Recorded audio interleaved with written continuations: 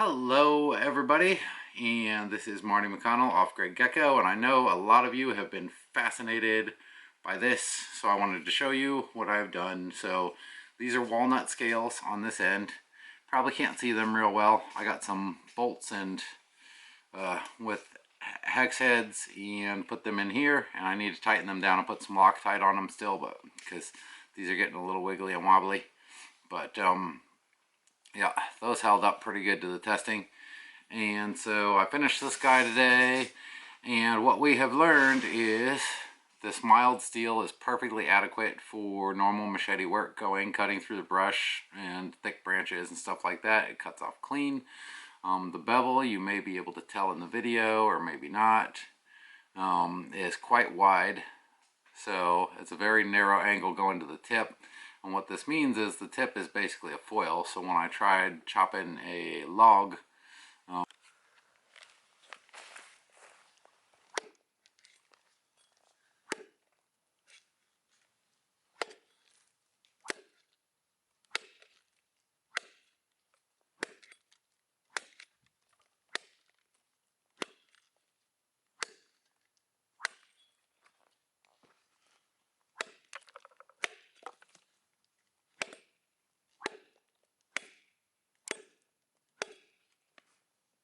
oh, and it's destroyed.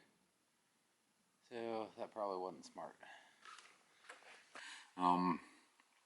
Didn't turn out so well on a seasoned log, but it will split wood, which means it'll probably reeve just fine.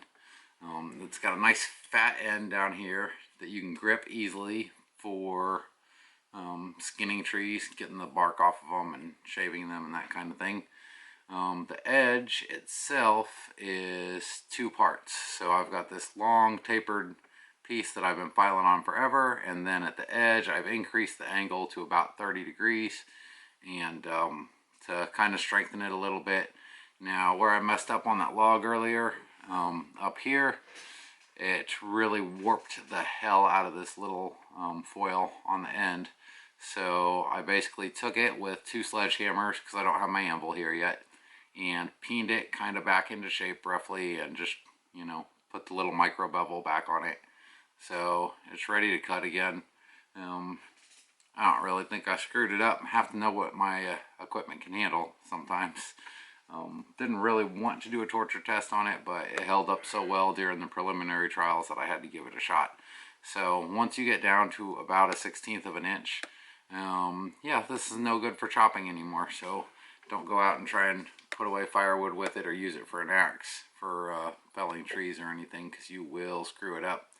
But actually live wood it handled pretty well, and it digs into it fine. It doesn't warp or twist or anything, because live wood tends to give. Dead wood's dried out, it's harder, and that kind of messed with the foil.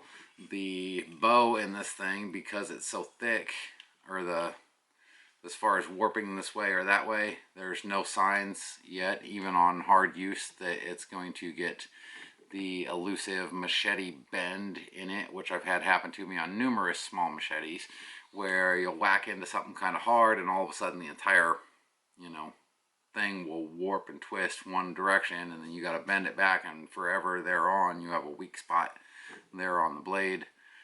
That's not really a good thing to have, but yeah, this cold rolled steel, I don't know what the hardness is on it. I would guess 30 to 35, maybe 25. But it's definitely hard enough to keep an edge through clearing brush, which is what machetes are designed to do. And it can obviously handle a couple other camp chores around here, so go to de facto, I'm back on machete, and now I've got one that I made myself from just a blank junk piece of steel. I'll try to remember to link the other video when I was talking about machetes, because I know I talked a long time and y'all don't want to hear me sit here and talk, but it worked out well, and I'm pretty pleased with the result. And I feel like the steel's hard enough. It's about the same hardness for filing as all my other machetes are, so just furthering my idea that most of these are made out of just stamped steel or rolled steel that's been cut, and often times into the most ubiquitous shape that you could possibly imagine. Now compared to this guy, Boom, boom. Let me get these guys blade for blade because my handle's a bit longer. You can see a lot more reach at the tip. That's with the blade, and then we've got a little extra gripping room for two-handed gripping, which you may have seen in the video. And you need to stop playing with sharp things. Ugh. Cat's been causing trouble all day. Just this one. Not the other three, just you. You're a big kitty, and I'm going to chop your head. Anyways, yeah, that's it. So that's it for the machete for now. I'm sure I'll be doing a lot more chopping, so you may see it show up in a video here or there. And I'm pretty pleased with how it turned out. Now the weight and distribution on this, like I said, I've got most of the metal chunk down here on the end, and then it narrows quite drastically right around here, and then just a slight narrowing all the way to the handle, and the thing goes all the way through to the end until it gets to that little point. So yeah, this is probably the best machete I've swung with, and with all that weight being at the end, I mean, the blade just kind of pulls you through whatever you're cutting, so you don't have to expend any extra energy.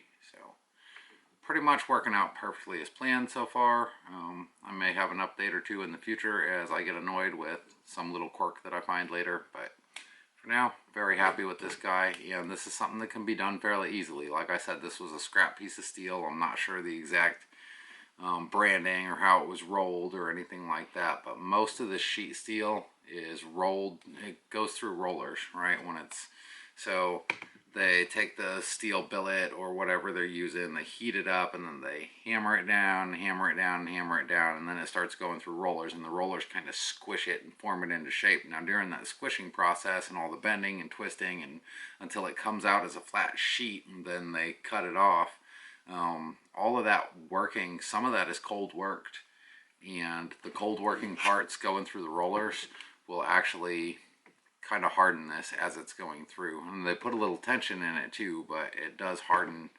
the steel up. So this isn't like wrought iron that was just pulled out of the fire and poured into a form that looks like a sheet. I mean, these are actually the process for making sheet steel is quite dramatic. Wonder if there's any of them how-to shows on that. Anyways, yep, happy with it. And that is the machete, and that is what she can do. And I hope you enjoyed this video and come back to watch more. Thank you. Bye.